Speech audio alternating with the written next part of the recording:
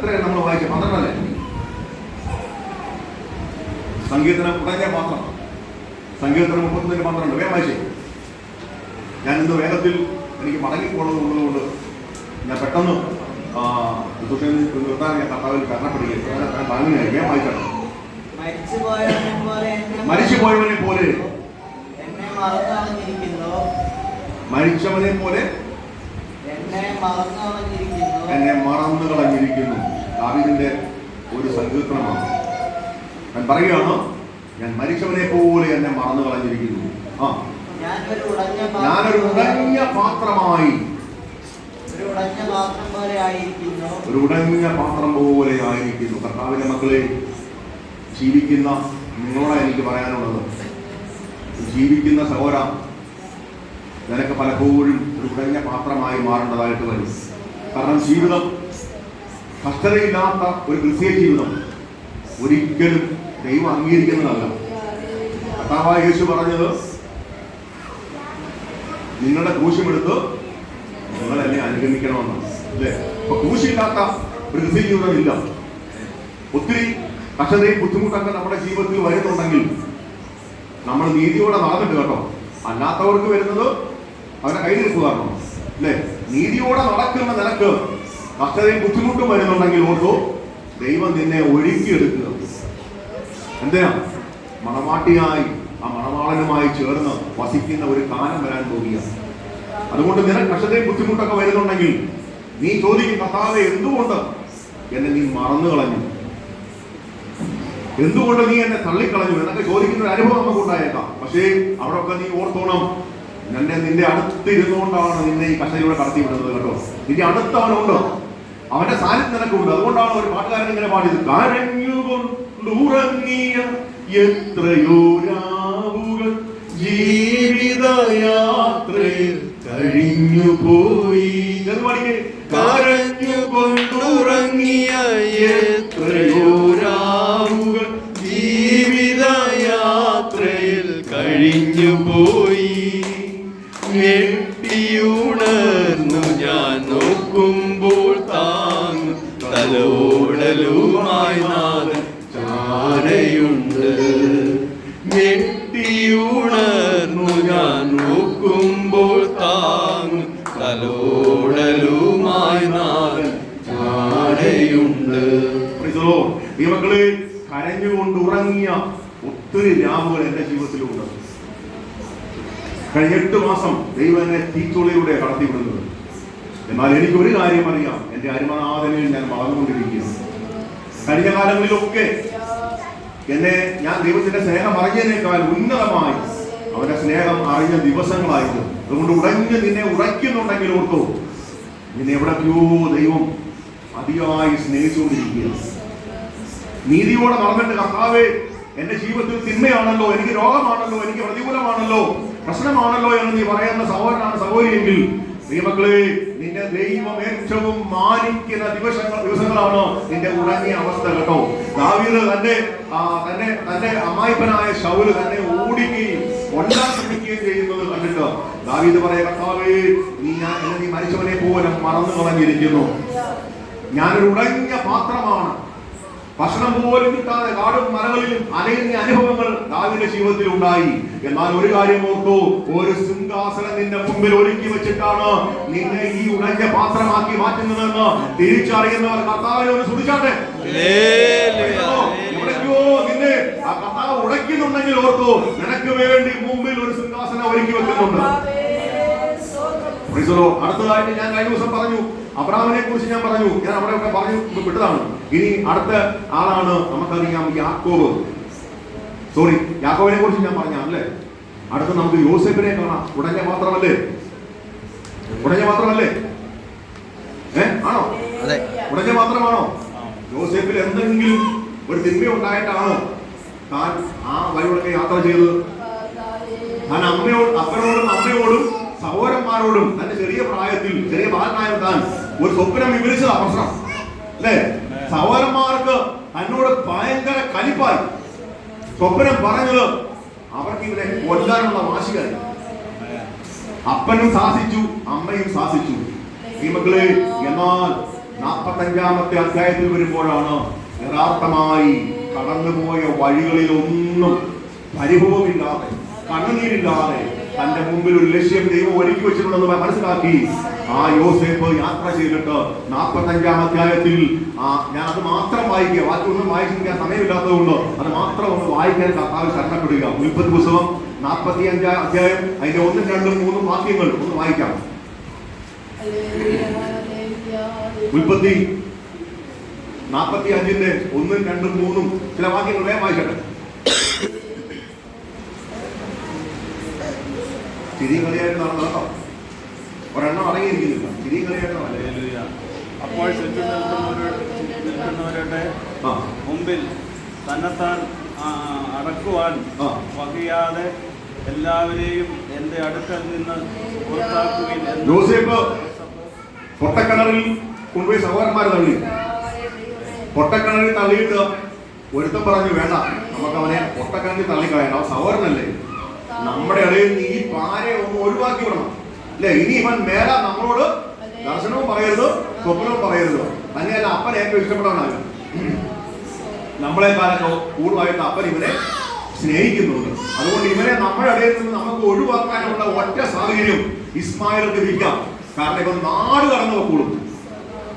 ദൈവമക്കളെ, ഇസ്മായിലിന് വിറ്റിട്ട് തന്നെ ദൈവം പിന്നെയും ആ പരീക്ഷ കർത്താവ് വിടുവിച്ചോ.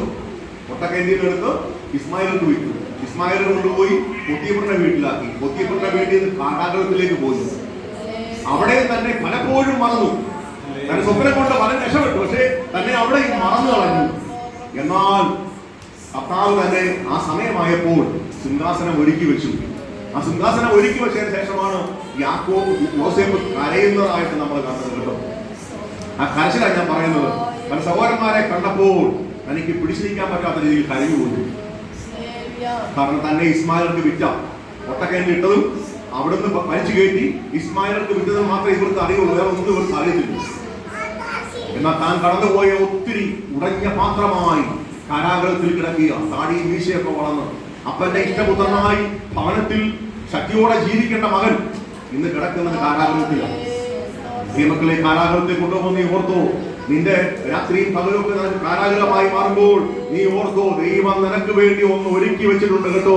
ഉടഞ്ഞ പാത്രങ്ങളോട് ജീവന വിശുദ്ധിയിൽ ജീവിക്കുന്ന ദൈവമക്കളെ, എനിക്ക് പറയാനുള്ളത്, ഉടഞ്ഞ പാത്രമായി നിന്നെ മാറ്റുമ്പോൾ ഒരു കാര്യം നീ ഓർത്തോ, നിനക്ക് വേണ്ടി സ്വർഗം ഒരത്ഭുത വഴികളെ ഉണ്ടാക്കിയെടുത്ത നിന്നെ ഉടയ്ക്കുന്നത് കേട്ടോ. നീ ഉടഞ്ഞു പോയാൽ നീ ഭാരപ്പെടേണ്ട. കാരണം ദൈവം നിനക്ക് വേണ്ടി ചില ഒരുക്കി വെച്ചിട്ടാണ് നിന്നെ ഉടയ്ക്കുന്നത്. നീ കഴിഞ്ഞ നാളിൽ അനുഭവിച്ചതിനേക്കാൾ ദൈവ സാന്നിധ്യം അനുഭവിച്ച് ദൈവം നിന്റെ ഉന്നതങ്ങളിൽ മാനിക്കുവാൻ ദൈവം ഒരുക്കി വെക്കുന്ന ചില പദ്ധതിയാണ് നീ ഉടഞ്ഞു പോകുന്നത്. നീ പലപ്പോഴും കരയുന്നത്, വിളിക്കുന്ന ഒരു ദൈവമുണ്ടെന്ന് ഇന്ന് മനസ്സിലാണ് മറന്നുപോയത്. ദൈവങ്ങളെ, സന്തോഷം എനിക്ക് ഉണ്ടായത് ഈ പദ്ധതിയിൽ ഒന്നും യാക്കോബ് നിലവിളിച്ചതായി കാണുന്നില്ല. സോറി, യോസേഫ് നിലവിളിച്ചതായി കാണുന്നില്ല. പക്ഷെ താൻ രാജാവിന്റെ 2ാം സ്ഥാനത്തിരിക്കുമ്പോൾ സഹോദരന്മാരെ കണ്ടപ്പോൾ താൻ കുട്ടി കരഞ്ഞുപോയി അല്ലേ. തനിക്ക് അടക്കി പിടിക്കാൻ കഴിയാതെ വണ്ണം. നമ്മളാണെങ്കിലോ, നമ്മൾ ഉന്നതങ്ങളിൽ ചെന്നു കഴിഞ്ഞാൽ ഇന്നലെ നിന്നെ തല്ലി താഴെയിട്ട സഹോദരന്മാരോട് നീ പ്രതികാരം ചെയ്യും. പക്ഷെ യോസേഫ് അങ്ങനെയല്ല. താൻ അവരെ കണ്ടിട്ട് കരഞ്ഞുപോയി അല്ലേ. ഉറക്കെ കരഞ്ഞെന്ന് നമ്മൾ വായിക്കുന്നത്.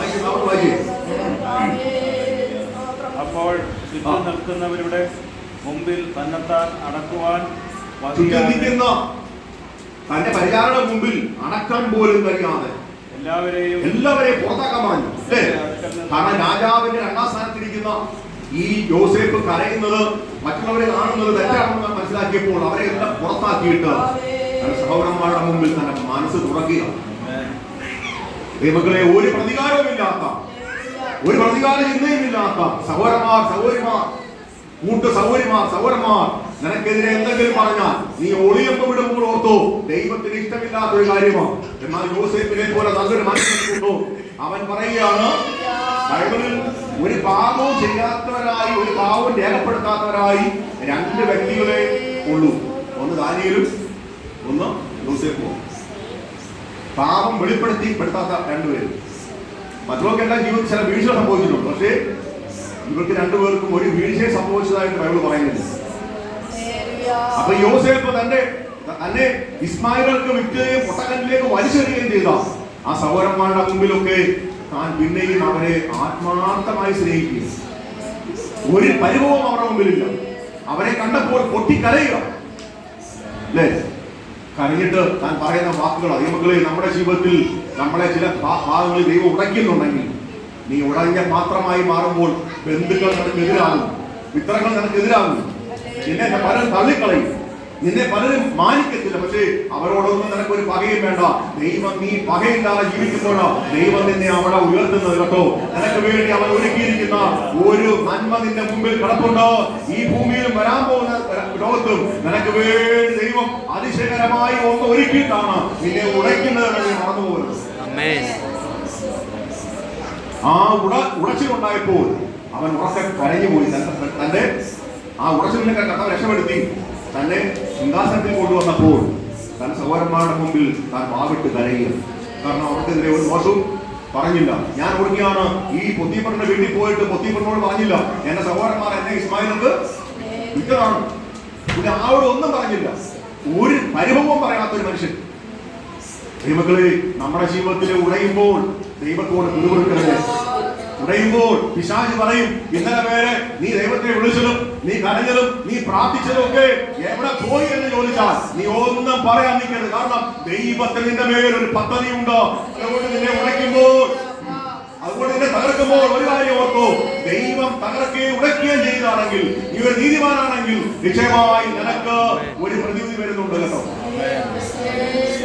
അതുകൊണ്ട് ഒരിക്കലും തകർന്നു പോരുത്.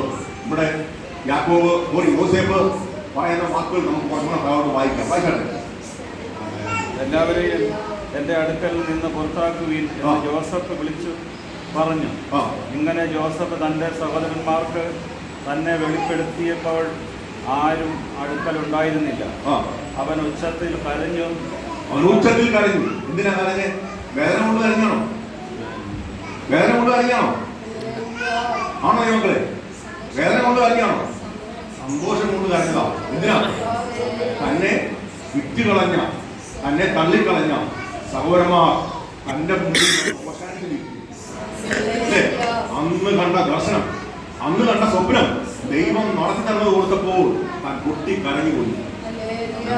കാരണം താൻ ഈ ദർശനം പറഞ്ഞപ്പോഴാ, സ്വപ്നം പറഞ്ഞപ്പോഴാ തന്നെ കൊണ്ട് പൊട്ടക്കൈയിലിട്ടത്. പക്ഷെ അന്ന് അപ്പനും അമ്മയും സഹോദരന്മാരും നിന്നെ വണങ്ങുമെന്ന് പരിശുദ്ധാത്മാവ് സ്വപ്നത്തിൽ കാണിച്ചത് തന്റെ ഉള്ളിലേക്ക് വെളിപ്പെട്ടപ്പോഴാ താൻ അവരുടെ മുമ്പിൽ പൊട്ടിക്കരഞ്ഞു. ഇന്ന് കരയുന്ന സഹോദര, കരയുന്ന സഹോദരിയെ പരിശുദ്ധാത്മാവ് പറയുക, ഇന്നല്ലെങ്കിൽ നാളെ ഞാൻ നിന്നോട് കർത്താവ് പറഞ്ഞ വാഗ്ദത്തം നിറവേറ്റുമ്പോൾ നീ അറിയാതെ കരഞ്ഞു പോകുവാനിടയാക്കി. കാരണം ദൈവം നിന്നെ മാനിക്കാതെ വിടത്തില്ല. കാരണം അവൻ ആകാശത്തെയും ഭൂമിയെ ഉണ്ടാക്കിയവൻ നിന്നെ തെരഞ്ഞെടുത്ത് അവന്റെ മകനാക്കി മകളാക്കിയെങ്കിൽ നിന്റെ ജീവിതത്തിൽ ഉടയ്ക്കുന്നുണ്ടെങ്കിൽ ഓർത്തോ, നീ നിലവിളിക്കണ്ട, അവനിൽ നിന്ന് പ്രാർത്ഥിക്കുക.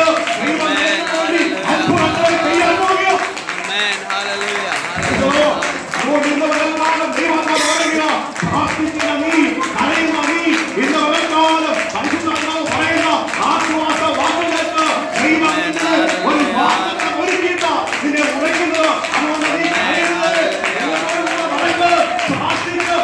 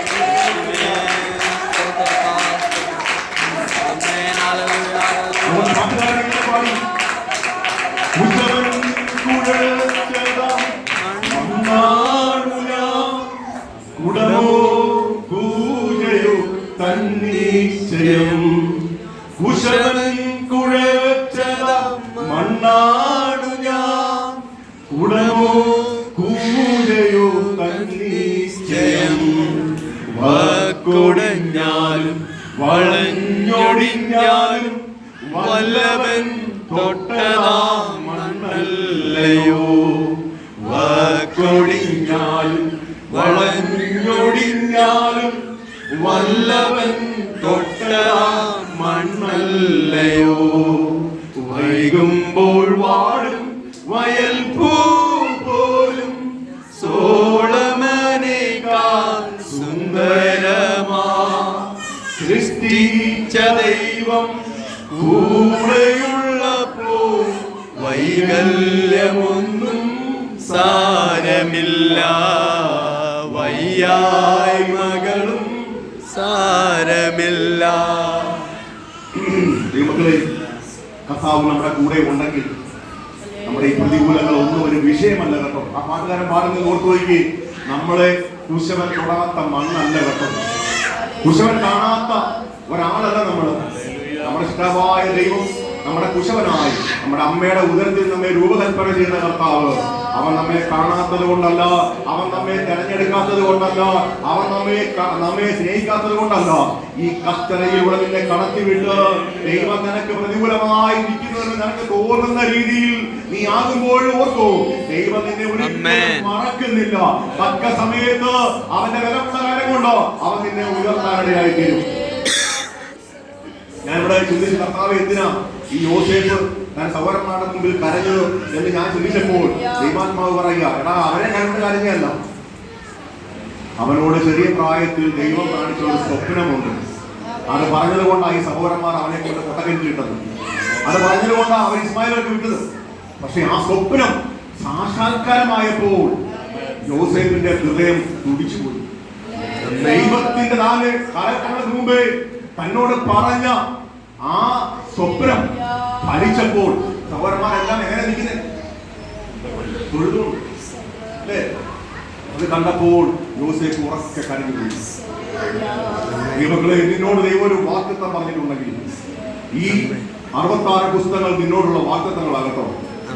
അത് നിന്റെ ജീവിതത്തിൽ എവിടെയെങ്കിലും ദൈവം ഒരു വാഗ്ദത്തം പറഞ്ഞിട്ടുണ്ടെങ്കിൽ നീ കാണേ, നിന്റെ കണ്ണുകൊണ്ട് കാണേ ദൈവം നിന്നെ മാനിക്കുന്നത് നീ കാണാൻ തോന്നിയ. അതുകൊണ്ട് തകർന്നു പോകരുതേ, നിരാശപ്പെട്ടു പോകരുതേ. ദൈവത്തിന്റെ മുമ്പിൽ രക്ഷയില്ലാതെ നീ പറയരുതേ. ദൈവത്തിനെ മാനിക്കുന്ന ദിവസങ്ങൾ വിദൂരമല്ല കേട്ടോ. കാരണം സഹോദരന്മാരുടെ മുമ്പിൽ താൻ കരഞ്ഞപ്പോൾ താൻ കണ്ട സ്വപ്നം നിവൃത്തീകരിച്ചു. അല്ലേ? ആ സന്തോഷം കൊണ്ട് താൻ കരഞ്ഞു. താൻ കടന്നുപോയ വഴികളൊക്കെ കല്ലും മുള്ളും നിറഞ്ഞതായിരുന്നു. കണ്ണുനീരിന്റെ താഴ്വരയിൽ കൂടി താൻ കടന്നുപോയി. ആ കാരാഗ്രഹത്തിൽ പോയിട്ട് അവിടെയും താൻ ഒരു സ്വപ്നം വെളിപ്പെടുത്തി. പാനപാത്ര വാഹനൻ രക്ഷപ്പെട്ടു. അല്ലേ? അപ്പക്കാരൻ മരിച്ചു. പക്ഷേ പാനപാത്ര വാഹനക്കാരോട് പറഞ്ഞു, നീ രാജാവിനോട് എന്നെ കുറിച്ച് ഒന്ന് പറയണം. ഒരു പാസ്റ്റർ പറയുന്നത് ഞാൻ ആ വാക്ക് ഞാൻ കേട്ടു. പാസ്റ്റർ പറയാ, ആ പാനപാത്ര വാഹനക്കാരൻ നിന്നെ കുറിച്ച് പറയാനെങ്കിൽ നീ അവിടുത്തെ ഏറ്റവും ചെറിയൊരു വൃത്തിനായി മാറി. പക്ഷേ അവൻ പറയാതെ നിന്നെ കർത്താവ് കണ്ടേക്കുന്ന അവിടെ എത്തിക്കാൻ അവൻ പറയാത്തത്. അല്ലേ? കർത്താവ് നിന്നെ കണ്ടേക്കുന്ന ആ നിലയിലേക്ക് നിന്നെ ഉയർത്തുവാൻ മറ്റവൻ വിചാരിച്ചാൽ നടക്കില്ല. റെക്കമെൻഡും കൊണ്ട് നടക്കില്ല. പിന്നെ ആരെ കൊണ്ട് നടത്തുന്നത്? ഈ പറഞ്ഞ രാജാവ് ഫറോൻ. അവൻ സ്വപ്നം കാണണം. അവന്റെ മന്ത്രവാദിക്കോ ശബരവാദിക്കോ അവൻ ഇന്നലെ വരെ ആശ്രയിച്ച ആർക്കും ആ സ്വപ്നം വെളിപ്പെടുത്താൻ കഴിയാതെയാണ്. എന്നാൽ ദേവന്മാരുള്ള ഒരു മനുഷ്യൻ ഇവിടെ ഉണ്ടെന്ന് പറഞ്ഞ് അവനെ കൊണ്ടുവന്നാൽ മാത്രമേ അവനെ ഉയർത്താൻ കഴിയുകയുള്ളൂ കേട്ടോ.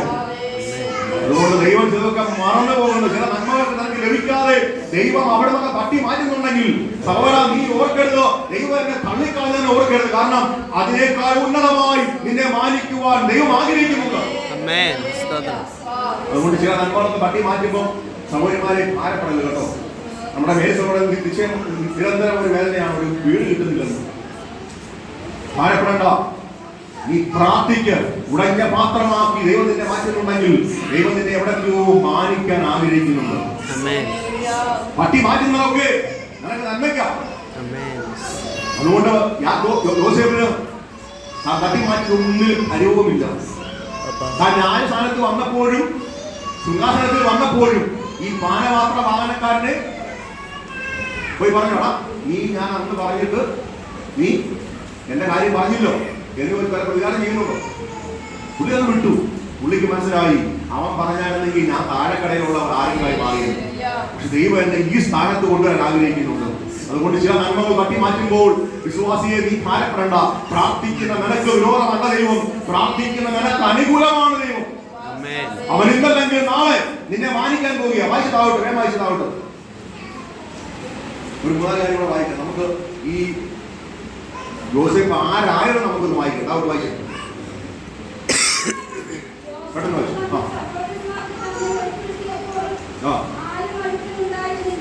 ആരും അടുക്കലുണ്ടായിരുന്നില്ല. പക്ഷെ ഇവരെ ഉറക്കാരനെ ആരും കേട്ടു, കരഞ്ഞ ആരും കേട്ടു. സഹോദരന്മാരെ അത് വിട്ടോളൂ. വായിച്ചേ. അവൻ ഉച്ചത്തിൽ കരഞ്ഞു.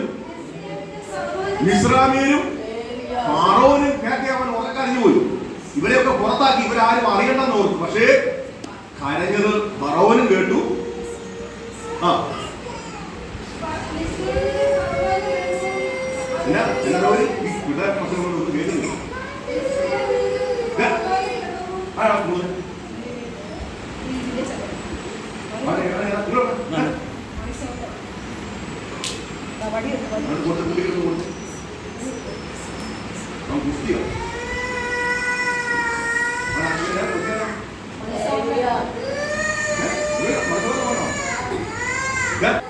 ഫറവോനും കേട്ടു.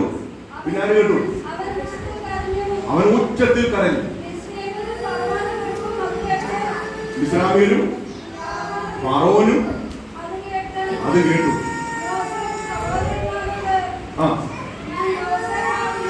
ഞാൻ യോസേഫ് ആകുന്നു.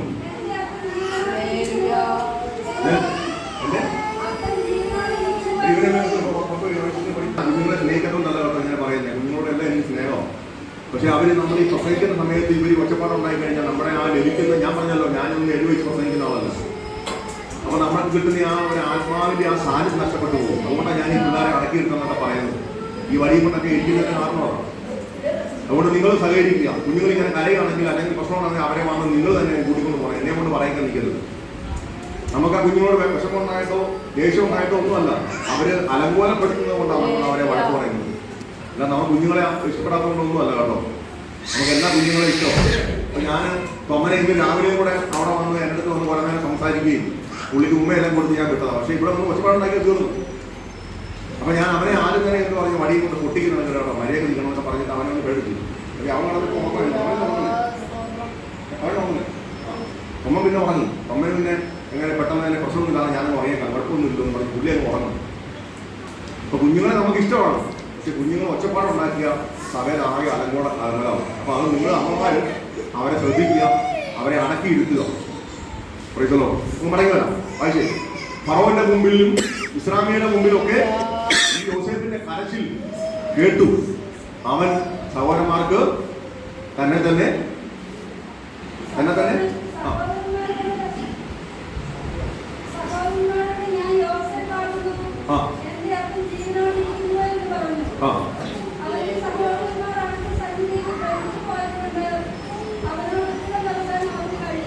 സഹോദരന്മാർ എന്നെ ചെയ്തു. അന്ന് ഇവനെ എന്ത് വില കൊടുത്ത സഹോദരന്മാര്? പുല്ല് വില പോലും കൊടുക്കാതെ, കൂടെ പറന്നവനാണെന്ന് പോലും ചിന്തിക്കാതെ നമ്മളോടൊക്കെ പല സഹോദരന്മാരും സഹോദരിമാരും പ്രവർത്തിക്കുന്നുണ്ടോ?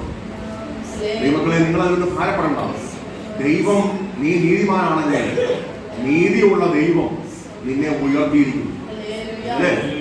സഹോദരനാണെന്ന് വെളിപ്പെടുത്തിയപ്പോൾ, ഞാൻ യോസേഫാണെന്ന് വെളിപ്പെടുത്തിയപ്പോൾ അവര് ഭ്രമിച്ചു പോയെന്നാണ് നമ്മൾ വായിക്കുന്നത്. അവർക്കൊന്നും പറയാൻ കഴിഞ്ഞില്ല. അവർ പേടിച്ച് വരച്ചു പോയി. കാരണം തൊഴുതുകൊണ്ട് നിന്ന ആള് തന്റെ സഹോദരനാണെന്ന് കേട്ടപ്പോൾ അവർ ഞെട്ടിക്കും. നീ ഒരു അത്ഭുത വിഷയമാക്കി നിന്നെ മാറ്റുമെന്നാണ് വചനം പറയുന്നത്. അല്ലേ? നീ ഉടഞ്ഞ പാത്രമായി യാത്ര ചെയ്യുമ്പോൾ ഓർത്തു, ദൈവം നിന്നെ ഒരു അത്ഭുത വിഷയമാക്കി മാറ്റാൻ പോകുക. മറ്റുള്ളവരുടെ മുമ്പിൽ നീ ഒരു അത്ഭുതമായി മാറാൻ പോകുക. ദൈവമക്കളെ, അതുകൊണ്ട് ഈ ദൈവം എന്നേക്കും നമ്മുടെ ദൈവമാകട്ടോ. അതുകൊണ്ട് നീ ഓർക്കരുത്, നിന്നെ മറന്നു കളഞ്ഞതല്ല. നിന്നെ ചിലർക്കൊക്കെ അവൻ തകർക്കാൻ ഏൽപ്പിച്ചിട്ടുണ്ടെങ്കിൽ ഓർത്തു, നിന്നെ ഒരു മാനപാത്രമാക്കി ദൈവം മുമ്പിൽ കൊണ്ടുവരാൻ ആഗ്രഹിക്കുന്നുണ്ട്. നീ മാനിക്കപ്പെടുന്ന ഒരു വ്യക്തിയായി മാറും. സഹോദരന്മാർ, ഇവൻ പിന്നെ ഞാൻ യോസേപ്പാണ് വെളിപ്പെടുത്തിയപ്പോൾ അവര് ഭ്രമിച്ചു പോയി. അന്ന് ഇവന് പുല്ല് വില കൊടുക്കാതെ ഇവനെ പിടിച്ചുകൊണ്ടുപോയി നിഷ്കരണം ആ മുട്ടക്കയിലോട്ട് ഇടുകയും അവിടുന്ന് കയറ്റി ഇസ്മായിലുകൾക്ക് വിൽക്കുകയും ചെയ്തു. പൈസ മേടിച്ച് വിറ്റു. എന്നാൽ അവന്മാരാണ് വന്ന് നിൽക്കുന്നത് അനിയന്റെ മുമ്പിൽ ആഹാരത്തിനായിട്ട് കെഞ്ചിയത്. അതുകൊണ്ട് എവിടേക്കോ താഴ്ച സംഭവിച്ചവരെ പരിശുദ്ധാത്മാവ് വ്യക്തമായി വെളിപ്പെടുത്തുക. എവിടേക്കോ ഈ സൗരന്മാരുടെ മുമ്പിലും സൗരന്മാരുടെ മുമ്പിലും താഴ്ച സംഭവിച്ചിട്ടുണ്ട്. പക്ഷേ ഓർത്തോ, ദൈവം നിന്നെ ഉയർത്താൻ പോവുകയാണ്. എത്ര പേർക്ക് വിശ്വാസമുണ്ടോ? ഈ ഒരു ഉടഞ്ഞ പാത്രമായി ദൈവത്തിലുള്ള വിശ്വാസം വിടാതെ അവനിൽ ആശ്രയിച്ചുകൊണ്ട് അവൻ എന്നെ കൊന്നാലും ഞാൻ അവനായി കാത്തിരിക്കും, എന്റെ നടപ്പ് ഞാൻ അവന്റെ മുമ്പിൽ തെളിയിക്കും. കാരണം പിശാച് കയറി ഇടിച്ചാലും എന്നെ തൊഴിച്ചാലും ഞാൻ രോഗിയായാലും ഞാൻ അവനെ കാത്തിരിക്കും. ആരാ പറഞ്ഞറിയാമോ? അയ്യോ, ഞാൻ അങ്ങോട്ട് വരുന്നേ ഉള്ളൂ ദൈവങ്ങളെ. എന്നാൽ അവൻ പറയാണ്, എന്റെ നടപ്പ് ഞാൻ ദൈവത്തിന്റെ മുമ്പാകെ തെളിയിക്കും. എന്റെ നടപ്പാ ദൈവത്തിന് വിരോധമായി ഞാൻ ഒന്നും സംസാരിക്കത്തില്ല. ഞാൻ എന്റെ അപ്പൻ എന്നെ ഉടച്ചാലും എന്നെ അടിച്ചാലും ഞാൻ അവന് വിരോധമായി ഒന്നും സംസാരിക്കത്തില്ല. കൊച്ചുദേശിലെ മകൻ മരിച്ചു കിടന്നപ്പോഴും താൻ കർത്താവിന്റെ വേലയും കഴിഞ്ഞ് വരുമ്പോൾ തന്റെ മകൻ മരിച്ച റിപ്പോർട്ട് താൻ കാണുന്നു. നിയമക്കളെ ആ ശവത്തിന്റെ മുമ്പിൽ അവനെ എടുത്തുകൊണ്ട് ആത്മാവിൽ അവൻ പാടി, ദോഷമായിട്ടൊന്നും എന്റെ കർത്താവ് എനിക്ക് ചെയ്യുന്നുണ്ട്. ഇന്ന് ലോകം അറിയപ്പെടുന്ന ഒരു ഉപദേശി ഉണ്ടെങ്കിൽ അത് കൊച്ചു ഉപദേശിയോ? അയാളെ പാട്ട് പാടാത്ത ഒരു ആരാധനയില്ലെന്ന് ഞാൻ പറയുന്നു. ഒരാരാധനയും ഇല്ല. ഇന്ന് കുറെ പൂജന്മാര് കുറെ പാട്ടിറക്കിയിട്ട് ഒരു താളമില്ല മേളമില്ലാതെ പേക്കൂത്ത് കളിക്കുന്നതല്ല. ഒരു യഥാർത്ഥ ഭക്തൻ കൊച്ചു ഉപദേശിയുടെ പാട്ട് പാടാതെ ഒരു ആരാധന നിർത്തിയല്ല. അത്രയ്ക്കും ഭക്തിയോടെയാണ് ആ സഹോദരൻ ജീവിച്ചത്. ഈ മക്കളെ, അതുകൊണ്ട് നിന്നെ മാനിക്കുന്ന ദൈവത്തെയാണ് നീ ആരാധിക്കുന്നത്. നീ മരിച്ചുപോയാലും നിന്റെ പേർ നിലനിൽക്കും. ദൈവം നിന്നെ മാനിക്കും. അതുകൊണ്ട് ഉടഞ്ഞ പാത്രമാകുമ്പോൾ നീ ഭാരപ്പെടരുത്. ദൈവത്തിനെ തള്ളിക്കളഞ്ഞെന്ന് ഓർക്കരുത്. യോസേപ്പിനെ ദൈവം ആർക്ക് ആക്കി തീർത്തു? ആർക്ക്? സഹോദരന്മാരുടെ മുമ്പിൽ സഹോദരന്മാരെ രക്ഷാപാത്രമാക്കി മാറ്റി.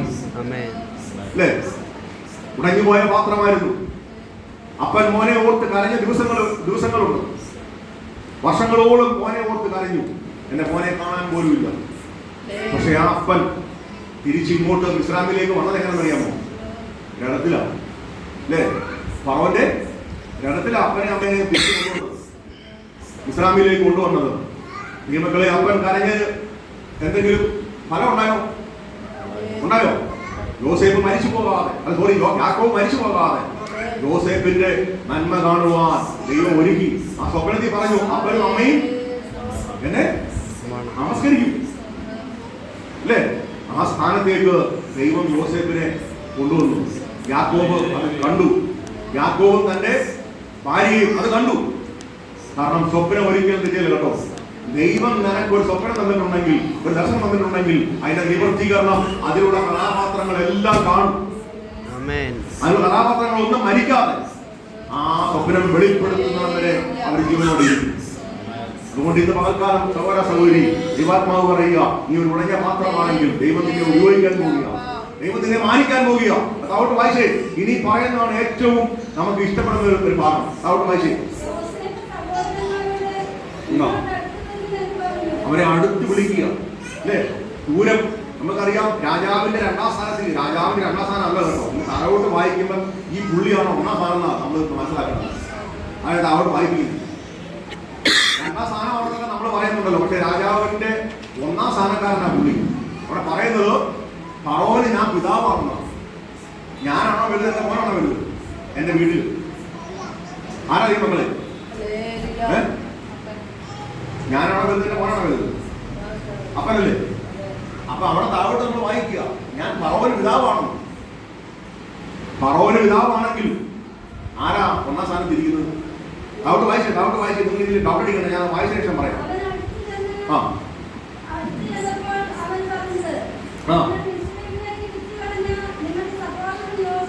ഇവിടെ പുള്ളി ഒന്ന് ഓർമ്മിച്ചു, എന്നെ വിറ്റ് നിങ്ങൾ കാശ് മേടിച്ചതാ. അല്ലേ? അവ ഓർപ്പിച്ചു. സഹോദരന്മാരെ വന്നു പോയെങ്കിലും ഒരു കാര്യം പുള്ളി ഓർപ്പിച്ചു, നിങ്ങൾ എന്നെ ഇസ്ലാമികർക്ക് വിറ്റ് കാശ് മേടിച്ചതാ. പൈസലോ ദൈവങ്ങളെ, നമ്മളെ പലരും അവഗണിക്കുമ്പോൾ, നമ്മളെ തള്ളിക്കളയുമ്പോൾ നീ ഭാരപ്പെടണ്ട. നിന്നെ വിളിച്ചത് അവരല്ല കേട്ടോ. നിന്നെ മാനിക്കാമെന്ന് പറഞ്ഞത് അവരല്ല. നാശകരമായ കുഴിയിൽ നിന്നും, പുഴശേറ്റിൽ നിന്നും അവൻ എന്നെ കയറ്റി ക്രിസ്തുവാകുന്ന പാറമേൽ അവൻ എന്നെ ഉറപ്പിച്ചു എന്ന് സങ്കീർത്തനക്കാരനായ ദാവീദ് പാടുമ്പോൾ സഹോദരന്മാരോ അപ്പനോ അമ്മയോ ഒന്നും അല്ല തന്നെ ഉറപ്പിച്ചതും നാശകരമായ കുഴിയിൽ നിന്ന് വലിച്ചു കയറ്റിയതും ക്രിസ്തുവാകുന്ന പാറയാണ്. ആ പാറ അവനെ ഉറപ്പിച്ചു നിർത്തി. മാത്രമല്ല, ഇസ്രായേലിൽ ആ സ്ഥാനത്ത് വരുവാൻ യോഗ്യരായ തന്റെ 7-8 സഹോദരന്മാരെ തള്ളി ആ സ്ഥാനത്തേക്ക് ദാവീദിനെ കൊണ്ടുവന്ന ദൈവമാണ് കേട്ടോ. അതുകൊണ്ട് നീ ഓർക്കരുത്, നിന്നെ ഉയർത്തുന്ന സഹോദരന്മാരോ സഹോദരിമാരോ ബന്ധുക്കളോ ലോകക്കാരോ സംഘടനക്കാരോ ഒന്നുമല്ല. നിന്നെ ആരും മറന്നാലും നിന്നെ മറക്കില്ല. ഞാൻ എന്റെ അനുഭവം പറയുന്നത്, 7 വർഷം കൊണ്ട്, ഈ 7 മാസം കൊണ്ട്, 8 മാസം കൊണ്ട് പലരും എന്നെ മറന്നു. ഞാൻ അവിടെ ഒന്നും പേര് പറയുന്നില്ല, കാരണം ദയവായിട്ട് ഇത് അവൻ വിടുന്നതുകൊണ്ട് ഞാൻ പറയുന്നില്ല. പക്ഷെ അവർക്ക് എന്നെ മറന്നെങ്കിലും എന്റെ ദൈവം എന്നെ മറന്നില്ല. എന്റെ ആവശ്യങ്ങളിലെല്ലാം കൂടെ ഇരുന്നു. എന്റെ സങ്കടങ്ങളിൽ, എന്റെ ഭാരങ്ങളിൽ കഴിഞ്ഞ നാളിലേക്കാൾ നന്നായി ദൈവം എന്നെ നടത്തി. കഷ്ടത എന്റെ ജീവിതത്തിലുണ്ട്, ഭാരങ്ങളുണ്ട്. പക്ഷെ ഞാൻ അതിലൊന്നും ഭാരപ്പെടുന്നില്ല. കാരണം എന്റെ ദൈവം എന്നോട് സംസാരിച്ച വാക്യമാണിത്: നീ ഒരു ഉടഞ്ഞ പാത്രമാണെങ്കിൽ നിനക്കൊരു മാനപാത്രമാക്കി മാറ്റാം. എനിക്ക് പദ്ധതി ഉള്ളതുകൊണ്ടാണ് നിന്നെ ഞാൻ ഉടയ്ക്കുന്നത്. ഇന്ന് നീ ആയിരിക്കുന്ന നിലയിൽ നിന്ന് നിന്നെ ഉന്നതമായി മാനിക്കാൻ പോകുന്നതുകൊണ്ടാണ് ഞാൻ നിന്നെ ഉടയ്ക്കുന്നതെന്ന് എന്നോട് വ്യക്തമായി ദൈവാത്മാവ് പറഞ്ഞത് കൊണ്ട് എനിക്ക് ഒരു ഡൗട്ടുമില്ല. അവൻ എന്നെ മാനിക്കുക തന്നെ ചെയ്യും. മക്കളെ, നിങ്ങളുടെ ജീവിതത്തിൽ ഞാനത് പങ്കുവെക്കുക. നിങ്ങളുടെ ജീവിതത്തിൽ എവിടെയെങ്കിലും നിങ്ങൾ ഉടഞ്ഞു കിടക്കുന്ന അനുഭവമാണോ? പരിശുദ്ധാത്മാവ് പറയുക, നിനക്ക് നാളെ ഒരു വലിയ മാനം ദൈവം ഒരുക്കിയിട്ടുണ്ട്. താൻ ഇസ്രായേൽ വിറ്റ് കളഞ്ഞതാണെന്ന് താൻ വെളിപ്പെടുത്തി സഹോദരന്മാർക്ക്. അവര് മറന്നെങ്കിലും യോസേഫ് മറന്നില്ല. യോസേഫ് പറയുക, നിങ്ങൾ ഇസ്രായേൽക്ക് വിറ്റ് കളഞ്ഞു. വായിച്ചേ, നമുക്ക് വായിച്ചേ.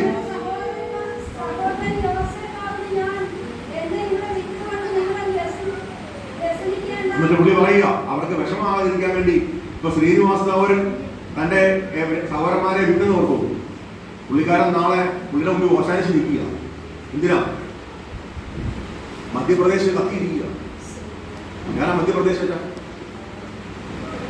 മധ്യപ്രദേശ് വയറ്, നമ്മുടെ മധ്യപ്രദേശ് വയറ് കത്തിയിരിക്കുക. തൊഴുവാതെ രക്ഷയില്ല. പ്രൈസലോ. കാരണം കനാദേശത്ത് ഒന്നുമില്ല, ക്ഷാമം കയറി മുടിഞ്ഞു. പക്ഷേ ഇസ്രായേലിൽ ഇഷ്ടംപോലെ നെല്ലുണ്ട്, ഇഷ്ടംപോലെ ധാന്യങ്ങളുണ്ട്, ഇഷ്ടംപോലെ ആഹാരമുണ്ട്. അതിന്റെ കാരണബോധൻ ആരാ? ഈ ഫറവോൻ പട്ടിണി കിടന്ന് മരിച്ചൻ. പക്ഷേ അതുകൊണ്ടാണ് താഴോട്ട് പറയുന്നത്, ഫറവോന് ഞാൻ പിതാവായിരുന്നു.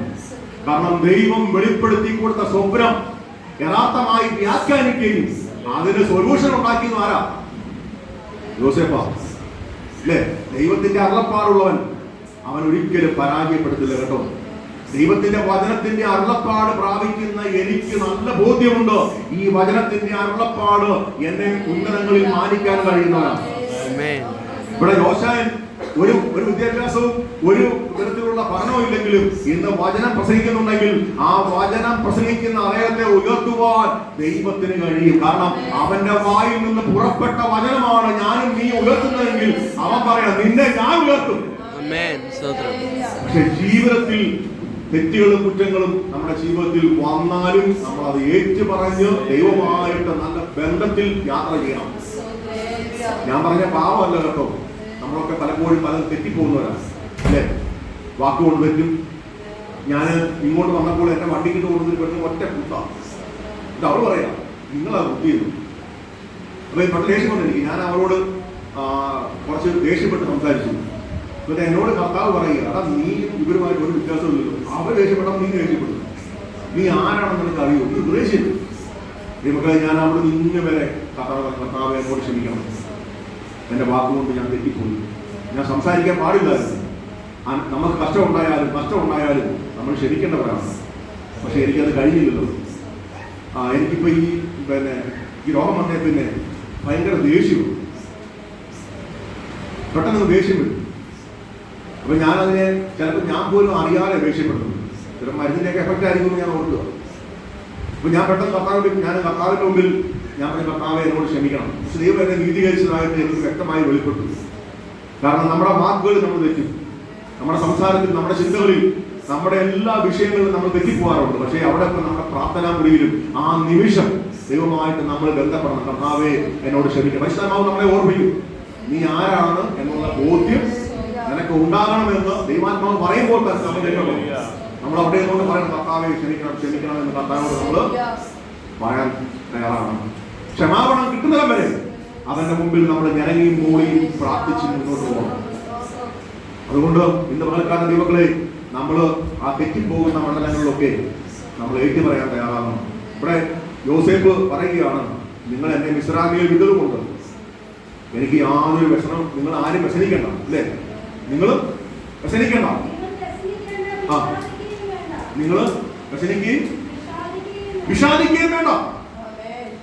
കാരണം നിങ്ങൾക്ക് ആ ഒരു ഭാരം നിങ്ങളുടെ ഉള്ളിൽ ഇരിക്കണ്ട. നിങ്ങൾ എന്റെ സഹോദരന്മാരാ, നിങ്ങൾ എന്നോട് ചെയ്തത് ഞാൻ പൂർണ്ണമായി ക്ഷമിച്ചു. ദൈവമക്കളെ, ക്ഷമിക്കുന്ന സ്നേഹമാണ് യേശുവിന്റെ. ആ സ്നേഹമാണ് യോസേഫിൽ വെളിപ്പെട്ടത് കേട്ടോ. ക്ഷമ നമ്മുടെ ജീവിതത്തിൽ ഉണ്ടെങ്കിൽ നമ്മൾ ഓർത്തോ, ദൈവം നമ്മുടെ ഉള്ളിൽ വസിക്കുന്നുണ്ട്.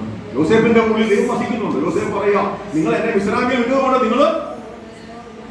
നിങ്ങൾ വ്യസനിക്കുകയും വേണ്ട, വിഷാദിക്കുകയും വേണ്ട. അത് ഉള്ളിൽ വെക്കണ്ട, ഉള്ളിൽ നിർത്തി കളഞ്ഞോ. എന്നിട്ട് പറയുക, എന്നിട്ട് പുള്ളി സൊല്യൂഷൻ പറയാം. വായിച്ചേ,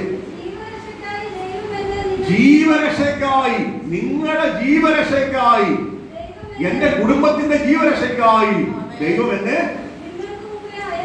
നിങ്ങൾക്ക് മുമ്പേ ഇങ്ങോട്ട് അയച്ചതാ. എത്ര ആശ്വാസ വാക്യമാണ് പറയുന്നത്. നമ്മളാണെങ്കിൽ ഈ നാളുകളിലൊക്കെ അനുഭവിച്ച വ്യത ഓർത്ത് സഹോദരനെ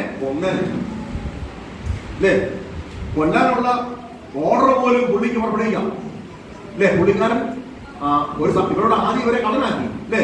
നമുക്കറിയാം, ആദ്യം ഇവരെ കള്ളനാക്കി. കാരണം പാത്രം എടുത്ത് ചാക്കിൽ വെച്ചു, ദൈവന്മാരെ എല്ലാം കള്ളനാക്കി. എന്നിട്ട് പറഞ്ഞു, നിങ്ങൾ പറയേ, നിങ്ങൾ അപ്പനെ അമ്മയും കൂടിക്കൊണ്ട് പോകാം, മറ്റൊരാൾ നോട്ടെ എന്ന് പറഞ്ഞ് രണ്ട് പേരെ പിടിച്ചവിടെ വെച്ചു. എന്നിട്ട് താൻ ഇവരെ കൊല്ലാനും പിടിച്ചു കൂട്ടാനും ഒക്കെ അധികാരമുള്ളവനാണ്. ഫറവോനേക്കാളും എന്ന് ഞാൻ പറയാൻ പോകുന്നത് താഴോട്ടാണ്. അധികാരമുള്ള മനുഷ്യനാണ് യോസേഫ്. പക്ഷേ താൻ അങ്ങനെ ചെയ്തത് എന്തറിയാമോ? തന്റെ അപ്പനെയും അമ്മയും കാണാനാണ്, കൊണ്ടുവരാനാണ്, താൻ ആരാന്ന് ഇവർക്ക് വെളിപ്പെടുത്താനാണ്. ദൈവമക്കളെ, അങ്ങനെ ആ യോസേഫ് പറയുക, നിങ്ങൾ ഇതിനെ കുറിച്ച് ഒന്നും വ്യസനിക്കേണ്ട, നിങ്ങളുടെ രക്ഷയ്ക്കായി, നമ്മുടെ കുടുംബത്തിന്റെ രക്ഷയ്ക്കായി ദൈവം എന്നെ മുമ്പിൽ ഇങ്ങോട്ട് അയച്ചതേ ഉള്ളൂ. കടന്നു വന്ന വഴി പറഞ്ഞോ, അമ്മാമയാണെ പറഞ്ഞേ, നമ്മുടെ യോശാന്റെ അമ്മാമയാണെ പറഞ്ഞേ, അല്ലേ? സഹോദരി എന്നാണ് അങ്ങനെ ചെയ്തെങ്കിൽ അമ്മാമ്മ എണ്ണി പറയും. അപ്പൊ തോമസ് ചായനെ എടുക്കാം, മറ്റേ പുള്ളി മരിച്ചുപോയി, ആ പുള്ളി മരിച്ചു പോയതുകൊണ്ട് തോമസ് ചായനെ എടുക്കാം. നിങ്ങൾ അന്ന് എന്നോട് എന്താ കാണിച്ചത്? അന്ന് എന്നോട് എന്താ പറഞ്ഞത്? ഇന്ന് എനിക്ക് തന്നോ? എന്നെയാണ് തള്ളിക്കളഞ്ഞില്ലേ? എന്നെയാണ് നിങ്ങൾ ഇറക്കി വിട്ടില്ലേ? അന്ന് എനിക്ക് നിങ്ങൾ വരാൻ തന്നോ എന്നൊക്കെ പറഞ്ഞ് എണ്ണി പറഞ്ഞേനെ. അമ്മാമ്മ രാജാവായെങ്കിൽ, അല്ലേ? യോസേഫ് പറയാ, ഇതൊന്നും പറഞ്ഞില്ല. പുള്ളി പറയാ, നിങ്ങൾ വിഷമിക്കണ്ട, നിങ്ങൾ പിന്നെ വിഷാദിക്കുകയും വേണ്ട, നമ്മുടെ കുടുംബത്തിന്റെ രക്ഷയ്ക്കായിട്ട് ദൈവം എന്നെ നേരത്തെ ഇസ്ലാമിലേക്ക് അയച്ചതേ ഉള്ളൂ. തന്റെ കഷ്ടപ്പാടിനെ ഒന്നും അവരോട് പറഞ്ഞില്ല. പൊട്ടിപ്പെട്ട വീട്ടിൽ നടന്നതും കാരാഗ്രഹത്തിൽ പോയതും ഇസ്മായിലുകൾക്ക് വിറ്റത് മാത്രമേ ഇവർക്ക് അറിയൂ. പക്ഷെ ഇതിന്റെ അപ്പുറമായി നടന്ന കാരാഗ്രഹവാസം ഒന്നും സഹോദരന്മാരോട് പറഞ്ഞതുമില്ല. നിങ്ങൾ കാരണമാണ് ഇങ്ങനെ സംഭവിച്ചതെന്ന് പറഞ്ഞില്ല.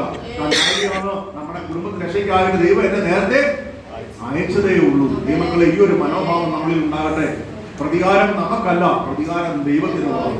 അതുകൊണ്ട് പ്രതികാരം നമ്മൾ ചെയ്യരുത്. നമ്മുടെ സഹോദരന്മാരോ സഹോദരിമാരോ നമ്മളെ തള്ളിക്കളഞ്ഞാലും അവരൊന്നുമല്ല നമ്മെ ഉയർത്തുന്നത് നമ്മൾ മറന്നു പോകരുത്. നമ്മളെ ഒരു മനുഷ്യന് കുറച്ച് തരാൻ കഴിയും, അതിന് ഒത്തിരി പരിഭവവും പറയും, അല്ലേ? മനുഷ്യൻ നമ്മുടെ അമ്മയായിക്കോട്ടെ, അപ്പനായിക്കോട്ടെ, സഹോദരന്മാരായിക്കോട്ടെ നമുക്ക് തരുന്നതിനൊരു പരിധിയുണ്ട്. അത് തന്നു കഴിഞ്ഞ് പിന്നെ അവര് ഏതെങ്കിലും അവസരത്തിൽ പറയും, അവര് ഞങ്ങൾ ഇങ്ങനെ ചെയ്തില്ലേ, ഇവര് ഞങ്ങൾ ഇങ്ങനെ ചെയ്തില്ലേ, അവനിപ്പോ ഞങ്ങളോട് ഇങ്ങനെയാണോ ചെയ്യേണ്ടത് എന്ന് പറഞ്ഞ് അവര് കണക്ക് പറയും. പക്ഷെ ദൈവം നിനക്ക് തരുമ്പോൾ ഒരു കണക്കുമില്ല. കാരണം അവൻ നിന്റെ സ്വർഗീയ അപ്പനാണ്. നിനക്ക് തരുന്നതിൽ അവന് കണക്കില്ല. അവൻ നിന്നെ അനുഗ്രഹിക്കുന്നവനാണ്, നിന്നെ മാനിക്കുന്നവനാണ്. പക്ഷെ നീ ആ കണക്കൊന്നും പറയരുത് കേട്ടോ. പിന്നെ ഇതിൽ നമുക്കൊരു പാഠമാകട്ടെ. നമ്മളെ ദ്രോഹിച്ചവരുടെ മുമ്പിൽ ഒരു കണക്ക് പറച്ചിലും വേണ്ട. അവിടെയും നീ അവരെ ആശ്വസിപ്പിക്കുക. അതാണ് ദൈവത്തിന്റെ സ്നേഹം. അവരെ ആസ്വദിപ്പിക്കുക, അല്ലേ? നിങ്ങൾ ഒന്നിനും വിഷാദിക്കുക, കരയൊന്നും വേണ്ട. നിങ്ങൾക്കാലം മുമ്പ് നമ്മുടെ കുടുംബത്തിന്റെ രക്ഷയ്ക്കായിട്ട് ദൈവം ഇങ്ങോട്ട് അയച്ചതേ ഉള്ളൂ. എന്നിട്ട് അടുത്ത പടിയാണ് പുള്ളിയുടെ പദവിയെ കുറിച്ച് പറയാം. വായിച്ചേ,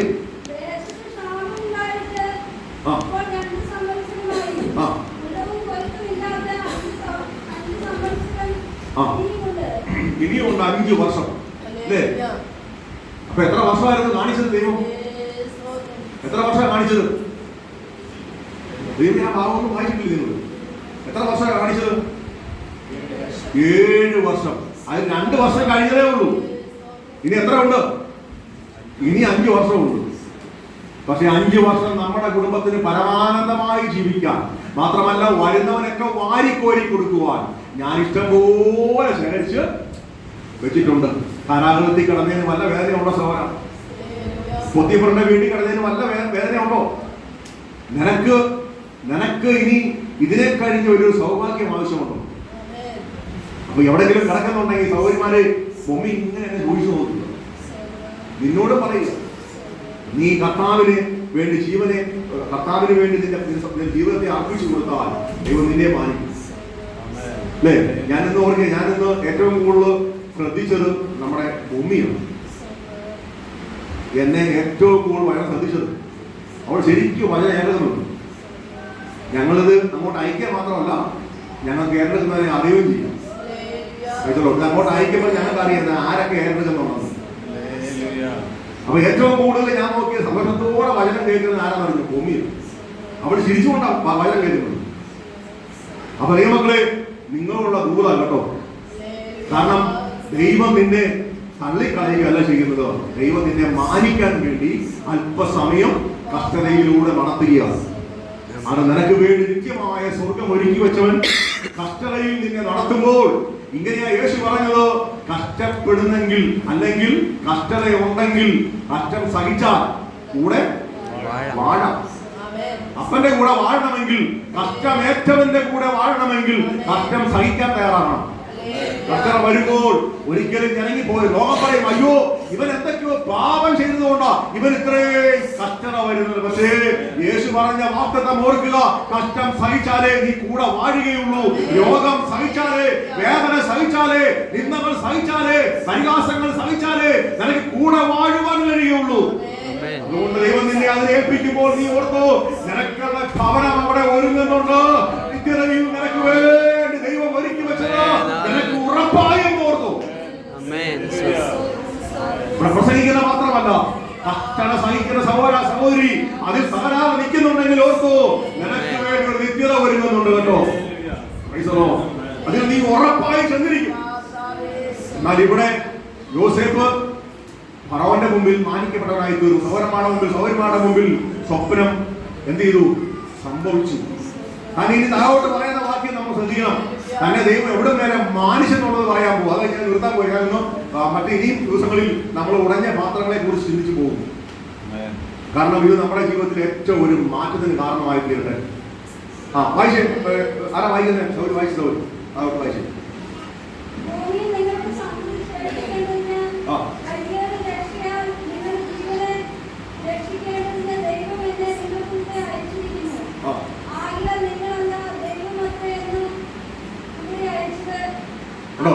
ഇസ്രായേൽ വിട്ട് നിങ്ങളാണെന്ന് പറഞ്ഞോ? നിങ്ങളെ എന്നെ ആ നാശത്തിലേക്ക് തള്ളിവിട്ടത് കൊണ്ടാണ് ഞാൻ ഇന്ന് രക്ഷപ്പെട്ടെന്ന് പറഞ്ഞോ? പുള്ളി പറയാ, നിങ്ങളല്ല, എന്റെ ദൈവമാണ് എന്നെ ഈ കഷ്ടത്തിലൂടെ കടത്തി ഇവിടെ കൊണ്ടുവന്നത്. ഉണ്ടോ? ഒരു കഷ്ടതയുടെ നടുവിൽ അതൊന്നും ഓർക്കാത്ത ഒരു തന്റെ യൗവനകാലം ഭൂരിഭാഗവും ജയിലുകളിലും നിന്നയും പരിഹാസവും സഹോദരന്മാരാൽ തള്ളപ്പെട്ടതും അമ്മയപ്പനെ കാണാതെ കിടന്ന ഒരു കാലഘട്ടം യോസേഫിനുണ്ടായിരുന്നു. പക്ഷെ അതൊന്നും താൻ ഓർക്കുന്നില്ല. താൻ പറയുകയാണ്, ദൈവം എന്നെ ഇങ്ങോട്ട് കൊണ്ടുവന്നത്. അല്ലേ? ഈ വഴിയൊക്കെ ഞാൻ യാത്ര ചെയ്തതോ, ഈ കഷ്ടപ്പാടിലൂടെ ഞാൻ യാത്ര ചെയ്തതോ, ഈ നിന്നയും പരിഹാസവും ചെയ്യാത്ത കുറ്റത്തിന് ഞാൻ ജയിലിൽ കിടന്നതൊക്കെ എന്റെ ദൈവം എനിക്ക് തന്ന വഴികളാണ്. അങ്ങനെ പറയാൻ കഴിയുന്നുണ്ടോ? ഇന്ന് ക്യാൻസർ രോഗം വന്ന് ഞാൻ പറയണം, ദൈവമേ ഇത് എന്റെ കുഴപ്പം കൊണ്ട് വന്നതല്ല, എന്റെ അപ്പൻ തന്നതോ. എന്റെ നീതി പ്രവൃത്തി കൊണ്ടോ എന്റെ യോഗ്യത കൊണ്ടോ ഒന്നും ഇതിൽ നിന്ന് എനിക്ക് രക്ഷപ്പെടാൻ പറ്റത്തില്ല. കാരണം ക്യാൻസർ രോഗികൾ ഒരിക്കലും ഇങ്ങനെ നിവർന്നിക്കുന്നത് അവന് സൗഖ്യം വരാതെ നിവർന്നിക്കാൻ പറ്റിയല്ല കേട്ടോ. കാരണം ഞാൻ കണ്ടിട്ടുണ്ട് ക്യാൻസർ രോഗികൾ ഇഷ്ടം പോലെ. കഴിഞ്ഞ നാളിലൊക്കെ ഞാൻ കണ്ടിട്ടുണ്ട്. അവർക്ക് നടക്കാൻ പോലും ബുദ്ധിമുട്ടാണ്. എന്നാൽ ഇന്ന് ഞാൻ നിവർന്നിക്കുന്നുണ്ടെങ്കിൽ അതെന്റെ അപ്പൻ എന്റെ മേൽ അവന്റെ കരം വെച്ചത് കൊണ്ടാണ്. അവൻ എന്റെ കൂടെ നടക്കുന്നത് കൊണ്ടാണ്. അവൻ എന്നെ ശക്തീകരിക്കുന്നതുകൊണ്ടാ, അവന്റെ ആത്മാവ് കൊണ്ട് എന്നെ ഉത്തേജിക്കുന്നതുകൊണ്ടാ ഞാൻ ഇന്ന് നിങ്ങളുടെ മുമ്പിൽ നിൽക്കുന്നത്. അതുകൊണ്ട് ഞാൻ ഒരിക്കലും ഈ കഷ്ടതയിലൂടെ ഞാൻ കടന്നുപോയാലും ഒരു കുറ്റവും എന്റെ അപ്പനോട് ഞാൻ പറയുന്നില്ല. കാരണം അവൻ എന്നെ കടത്തി കൊണ്ടുപോയത് അവനൊരു പദ്ധതി ഉള്ളതുകൊണ്ടാണ്. അതുകൊണ്ട് വേദനയുടെ നടുവിൽ, ഭാരങ്ങളുടെ നടുവിൽ ഇവിടെ ഇന്ന് അനുഭവങ്ങൾ പറയും. സഹോദരന്മാരെ സഹോദരിമാരെ ഒരിക്കലും നമ്മൾ പരിഭവം പറയണ്ട. നമ്മളെ ഉന്നതങ്ങളെ മാനിക്കാൻ വേണ്ടി ദൈവം ചെയ്യുന്ന ഒരു പ്രക്രിയ. കാരണം നീ കൊള്ളാകുന്നവൻ എന്ന് തെളിഞ്ഞ ശേഷം നിനക്ക് ജീവകിരീടം തരാനാണ്. ആ കഷ്ടതയോടെ നിന്നെ കടത്തിവിടുമ്പോൾ, ആ പരീക്ഷണം നിന്റെ ജീവിതത്തിൽ വരുമ്പോൾ ഒരു കാര്യം നീ ഓർത്തോ, നീ കൊള്ളാകുന്നവൻ എന്ന് തെളിയണം. അവിടെ നിന്റെ വിശുദ്ധിയും വേർപാടും നിന്റെ സ്നേഹവും ദൈവത്തോടുള്ള നിന്റെ സ്നേഹവും ഇന്ന് അനേകർ കൊടുക്കുന്നതിനാ സ്നേഹിക്കുന്നത്. 116 സങ്കീർത്തനം നമ്മളൊന്ന് വായിക്കുമ്പോൾ അതിൽ 1-ാം വാക്യം നമുക്ക് ഏറ്റവും ഇഷ്ടപ്പെട്ടതാണ്. ഇത് പറയുന്നത്, ദൈവം എന്റെ പ്രാർത്ഥനയും യാചനയും കേട്ടതുകൊണ്ട് ഞാൻ അവനെ സ്നേഹിക്കുന്നില്ലേ. അല്ലേ, നമുക്ക് ഈ ഭൂമിയിൽ കിട്ടുന്നതും ലഭിക്കുന്നതുമായ കാര്യങ്ങളാണ് നമ്മളെയൊക്കെ സ്നേഹിക്കുന്നത്. പക്ഷേ കർത്താവിന്റെ മക്കളെ ഒന്നും കിട്ടിയില്ലെങ്കിലും പൗലോസ് പറയുക, എനിക്ക് കർത്താവ് നിമിത്തം ഉണ്ടായതെല്ലാം ഞാൻ ചേരമെന്ന് എണ്ണിക്കളയുന്നു. കാരണം ഒന്നും കിട്ടിയില്ലെങ്കിലും പട്ടിണി സഹിച്ചിട്ടുണ്ട്, പൈതാകം, കടലിലെ ആപത്ത്, കള്ളന്മാരാനുള്ള ആപത്ത് എല്ലാം എന്റെ ജീവിതത്തിൽ വന്നു. പക്ഷേ ഞാൻ അതൊന്നും ഒരു വിഷയമായി എടുക്കുന്നില്ല. എന്റെ ആഗ്രഹം മുഴുവൻ ഈ കാണുന്നതല്ല, കാണാത്തതിനെ കുറിച്ച് ഞാൻ നോക്കിക്കൊണ്ടിരിക്കുക. ഇതിനെ കുറിച്ചാണ് നമ്മൾ ചിന്തിക്കേണ്ടത്. ഇവിടെ ഞാൻ പട്ടുപോയാലും എന്റെ അപ്പൻ എനിക്ക് വേണ്ടി ഒരുക്കിയിട്ട ഒരു സിംഹാസനമുണ്ട്. അങ്ങോട്ടേക്ക് ഞാൻ യാത്ര ചെയ്യുന്നത്. അവൻ പറഞ്ഞ വാഗ്ദത്തം, ഞാൻ എവിടെ ഇരിക്കുന്നു അവിടെ നിന്നെ ഇരുത്തും. അതാണ് നമ്മുടെ സന്തോഷം. ഇവിടെ കിട്ടുന്ന നന്മയോ, ഇവിടെ കിട്ടുന്ന വീടോ, ഇവിടെ കിട്ടുന്ന കാറോ, ഇവിടെ കിട്ടുന്ന ബംഗ്ലാവോ, ഇവിടെ കിട്ടുന്ന പദവിയോ, ഇവിടെ കിട്ടുന്ന ജോലിയോ അല്ല. എന്റെ അപ്പൻ പറഞ്ഞ വാഗ്ദത്തം, ഞാൻ എവിടെ ഇരിക്കുന്നു അവിടെ നീ ഇരിക്കും. ഞാൻ എവിടെ നടക്കുന്നു അവിടെ നീ നടക്കും. അതാ എന്റെ സന്തോഷം, അതാ എന്റെ പ്രതിഫലം. അതെനിക്ക് ഉറപ്പാക്കാൻ കഴിഞ്ഞാൽ എനിക്ക് സന്തോഷമേ ഉള്ളൂ. നിങ്ങൾക്ക് ഉറപ്പാക്കാൻ കഴിഞ്ഞാൽ ഈ നശിച്ചു പോകുന്ന ഈ ലോകത്ത് ഇന്ന് കണ്ട് നാളെ വാടിപ്പോകുന്ന വയലിലെ പുല്ല് പോലെ മനുഷ്യനായി തീരുക. കോവാക്സിനും കോഷീൽഡും ഒക്കെ പരീക്ഷണത്തിൽ വന്നത് മനുഷ്യൻ മരിച്ചു വീഴുകയാണെന്ന്. അതിന്റെ നിമിത്തം അനേകർ അറ്റാക്ക് ആകുക. എന്റെ മോൻ കാശ്മീരിലാണ് നിൽക്കുന്നത്. എന്റെ മോൻ പറയാണ്, ഒരാഴ്ച എത്ര ചെറുപ്പക്കാര് പിള്ളേരാ അറ്റാക്കായിട്ട് മരിക്കുന്നത്. ദൈവങ്ങളെ എത്ര പേരാ ശ്വാസകോശ കംപ്ലൈന്റ് ആയിട്ട് മരിക്കുന്നത്. കാരണം നമ്മൾ അടിച്ചു കയറ്റിയ കൊറോണയെ പറയാൻ വേണ്ടി നമ്മുടെ മേലോട്ട് അടിച്ചു കയറ്റിയ കോവാക്സിനും കോഷീൽഡും ഒക്കെ നമ്മുടെ ജീവിതത്തിൽ പ്രത്യാഘാതമായി വെളിപ്പെടുമ്പോൾ ഒരു കാര്യം നീ ഓർത്തോ, പ്രത്യാഘാതം എത്ര അടിച്ചാലും ഈ മൺകൂടാരം പൊളിഞ്ഞാലും പൊളിയാത്ത ഒരു കൂടാരം എനിക്ക് വേണ്ടി അവർ ഒരുക്കിയിട്ടുണ്ട്. ആ കൂടാരത്തിൽ നിത്യമായി വാഴുവാൻ അവർ എന്നെ വിളിച്ചിരിക്കുന്നു എന്നുള്ള ഉറപ്പാണ്. ഒരു ഭക്തന് ലോകത്തെ ഭയമില്ല, അവന്റെ വേദനയെ അവൻ ഭയക്കുന്നില്ല. കാരണം അവന് വേണ്ടി ഒരുക്കിയിട്ട ഒരു കൂടാരം, ഈ കൂടാരം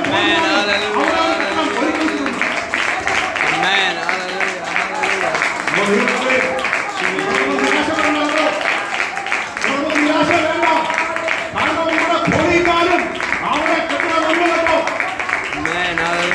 അതുകൊണ്ട് ഇവിടെ പൊളിക്കട്ടെ, ഈ ശരീരം പൊളിച്ചാലും നമ്മളെ ഉയർപ്പിക്കുന്ന ഒരുവൻ നമ്മുടെ മുമ്പിൽ ഉണ്ടെന്നോ.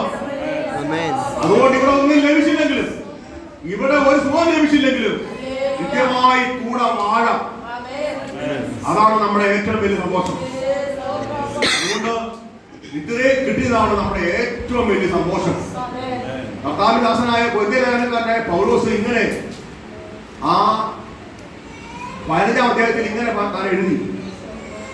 ഒരു സഭയിൽ 2 കൂട്ടരായിരുന്നു ഉള്ളത്. ഒരു കൂട്ടർ പറയുക, ഈ ആയുസ്സിൽ ഞങ്ങളുടെ പനി മാറിയതുകൊണ്ട്, ഞങ്ങളുടെ രോഗം മാറിയതുകൊണ്ട്, ഞങ്ങൾക്ക് വീട് കിട്ടിയതുകൊണ്ട്, ഞങ്ങൾക്ക് ജോലി കിട്ടിയതുകൊണ്ട്, ഉദ്യോഗം കിട്ടിയതുകൊണ്ട് ഞങ്ങൾ യേശുവിനെ സ്നേഹിക്കും. മറ്റൊരു കൂട്ടർ പറയുക, അല്ല, ഇതൊന്നും ഞാൻ കിട്ടിയതുകൊണ്ടല്ല, ഞങ്ങളുടെ അരിമനാഥൻ ഞങ്ങളെ കൊണ്ടുപോകാമെന്ന് പറഞ്ഞാൽ അതുകൊണ്ട് പൗലോസ് ഇങ്ങനെ എഴുതി, ഈ ആയുസ്സിൽ മാത്രം ക്രിസ്തുയേശുവിൽ പ്രത്യാശ വെച്ചിരിക്കുന്നെങ്കിൽ സകല മനുഷ്യരിലും നമ്മൾ മനുഷ്യന്മാരത്രേ. ഈ ആയുസ്സിലാണോ ക്രിസ്തു വെച്ചിരിക്കുന്നത്? ഈ ആയുസ്സിൽ നന്മക്കാനാണോ യേശുവിനെ പറയാൻ നടക്കുന്നത്? അങ്ങനെയെങ്കിൽ സഹോദര തെറ്റിപ്പോയി കേട്ടോ. ഈ ആയുസ് ഇന്ന് കണ്ട നാളെ വാടിപ്പോകുന്ന വയലിലെ പുല്ല് പോലെ ഉള്ളൂ. പക്ഷേ നിത്യത എന്ന് പറഞ്ഞാൽ അതിനൊരിക്കലും അന്തമില്ല. ആദിനും അന്തിനുമായ ദൈവം എങ്ങനെ ജീവിക്കുന്നു അതുപോലെ ഞാനും നീയും ജീവിക്കാൻ പോകുക. അതിലാ എനിക്ക് നല്ല സന്തോഷം ഉണ്ടാകേണ്ടത്. ഇന്ന് ഒരു സമയം പോലെ നമ്മുടെ ജീവിതത്തിലും പലരുടെയും ചിന്തയല്ല, ഇവിടെ കിട്ടുന്ന നന്മയാ ദൈവത്തിന്റെ കൂടെ നടക്കുന്നത്. അവിടെ കണ്ടവൻ ഒരിക്കലും ഇവിടെ നന്മയെ പ്രശംസിക്കുന്നില്ല. അവിടെ കണ്ടവൻ പറയും ഇവിടെ ഇന്നും കിട്ടിയില്ലെങ്കിലും അവിടെ എനിക്കുണ്ട്. അതിനുവേണ്ടി നമുക്ക് ജീവിക്കാം, അതിനുവേണ്ടി നമുക്ക് ഒരുങ്ങാം. അവർക്ക് വായിച്ചു ഒരു വാക്യം വായിച്ചു നിർത്താൻ പോയി, വായിച്ചിട്ടുള്ളവർ ഇനി അടുത്ത സവർമാര് പറയാം, അവൻ എന്റെ ഫറോന് പിതാവും. അപ്പൊ ആരാ വലുത്? ഫറോനാണോ വലുത്? യോസേഫാണോ വലുത്? പിതാവിന്റെ സ്ഥാനം എന്നാ ദൈവത്തില്? എന്നാ സ്ഥാനം പറഞ്ഞേ? ആ കുടുംബത്തെ മോചനത്തിന് ആരാ? ആ പിതാവല്ലേ? അതായത് ഫറോന്റെ സിംഹാസനത്തിൽ ഒരു ചാട അനങ്ങണമെങ്കിൽ താൻ പറയാതെ അനങ്ങത്തില്ല. താൻ ഉപദേശം കൊടുക്കാതെ, അപ്പന്റെ സ്ഥാനം തന്നെ ഉപദേശമോ അല്ലെ? ഉപദേശം കൊടുക്കാതെ അവിടെ ഒരു കാര്യവും നടക്കുകയില്ല. ദൈവം എന്നെ ഫറോന് പിതാവും, പിന്നെ അവന്റെ ഗൃഹത്തിലൊക്കെയും യജമാനൻ. ആരാ വലുത്? ആരാ ദൈവത്തിലെ വലുത്? യോസേഫല്ലേ വലുത്? അവന്റെ ഗൃഹത്തിലൊക്കെയും ഞാൻ യജമാനാ. കേട്ടോ, ദൈവം നിന്നെ ഉയർത്തുമ്പോൾ നിന്റെ മേലെ ഒരുത്തൻ ഇല്ല കേട്ടോ. അതിനേക്കാൾ ഉന്നതമായി നിന്നെ ഉയർത്തുന്നവനെയാ നീ ആരാധിക്കുന്നത്. അതുകൊണ്ട് കച്ചറ വന്നാലും നഷ്ടം വന്നാലും പറഞ്ഞാൽ ദൈവമേ, എനിക്ക് മുമ്പിൽ വെച്ചിരിക്കുന്ന എന്റെ ഓട്ടം ഞാൻ സ്ഥിരതയോടെ ഓടും. ഞാൻ ഒരിക്കലും തകർന്നു പോകില്ല, ഒരിക്കലും പരിതാപം പറയത്തില്ല, കിട്ടിയില്ല എന്ന് ഞാൻ പറയത്തില്ല, എനിക്ക് രോഗമുണ്ടെന്ന് ഞാൻ പറയത്തില്ല. കാരണം എന്റെ മുമ്പിൽ വെച്ചിരിക്കുന്ന ആ നിത്യതയെ കുറിച്ച് എനിക്ക് സന്തോഷമേ ഉള്ളൂ. ഞാൻ അനുഭവിക്കാൻ പോകുന്ന നന്മയെ ഓർത്ത് സന്തോഷമേ ഉള്ളൂ. അതുകൊണ്ട് രോഗം വന്നാലും പ്രതികൂലം വന്നാലും തള്ളപ്പെട്ടാലും സഹോദരന്മാർ വെറുത്താലും അമ്മയപ്പനെ ഉപേക്ഷിക്കേണ്ട വന്നാലും ഓർത്തോ, ദൈവം നിനക്ക് വേണ്ടി ഉന്നതമായ ഒരു അധികാരം ഉണ്ടാക്കി വെച്ചിട്ടുണ്ട്. പറയുക, ഞാൻ ഫറോന് പിതാവാണ്. ആരാക്കി വെച്ചത്? ആ വാക്യം ആരോന്ന് വായിച്ചേ. ആരാ അവൻ? ആരാ? ദൈവം അല്ലേ? ദൈവം എന്നെ ഫറോന് പിതാവും അവന്റെ ഗൃഹത്തിലൊക്കെയും യജമാനനും മിസ്രൈം ദേശത്ത്.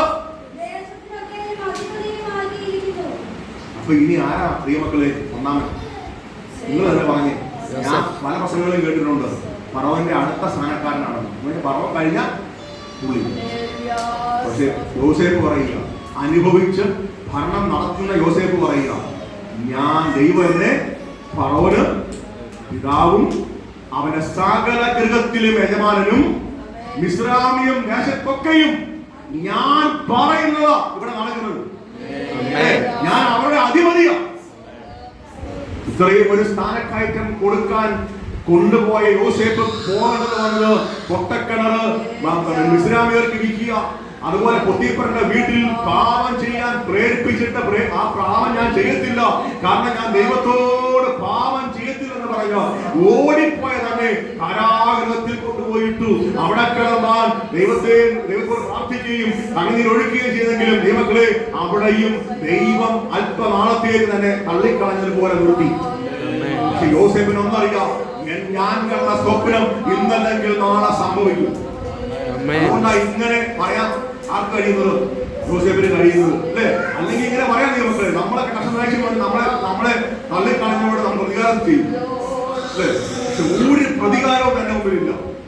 ഞാൻ പറയുകയാണ്, നിങ്ങൾ എന്നെ നിങ്ങൾ വിട്ടതുകൊണ്ട് ഞാൻ എന്ത് ചെയ്യും? ഞാൻ അധികപ്പെടുന്ന നമ്മൾ പറയുന്നത് അല്ലേ? നിങ്ങളെ വിട്ടതുകൊണ്ട് ഞാൻ രക്ഷപ്പെട്ടു, കാരണം നമ്മുടെ കുടുംബം രക്ഷപ്പെട്ടു. പുള്ളി പറയുക മാത്രമല്ല, ദൈവം എന്നെ ഫറോന്റെ മേൽ അധികാരം തന്ന് മാനിച്ചു. ഏത് കുണ്ടയിലാണോ നിന്നെ കടത്തിയത്, ആരാണോ നിന്നെ വിരിച്ച് കിടത്തിയത്, അവന്റെ മേൽ നിൽപ്പാൻ തക്കവണ്ണം ദൈവം നിന്നെ ഉയർത്തുന്ന നാളുകളുണ്ട്. അതുകൊണ്ട് ഒരു പരിമം വേണ്ട സഹോദരന്മാരെ, ഉടയുന്ന പാത്രമായി നീ മാറുന്നുണ്ടെങ്കിൽ ദൈവം പറയുക, നിന്നെ മാനിക്കുവാൻ അവൻ ചില പദ്ധതികൾ ഒരുക്കിയിട്ടുണ്ട്. അതുകൊണ്ട് അങ്ങനെ ചിന്തിക്കുന്നവർ, ഈ വചനം ഞങ്ങൾക്ക് ഏറ്റവും അനുഗ്രഹമായി ചിന്തിക്കുന്നവർ, ആ കരങ്ങൾ ഉയർത്തി 3 പ്രാവശ്യം ദൈവത്തോട്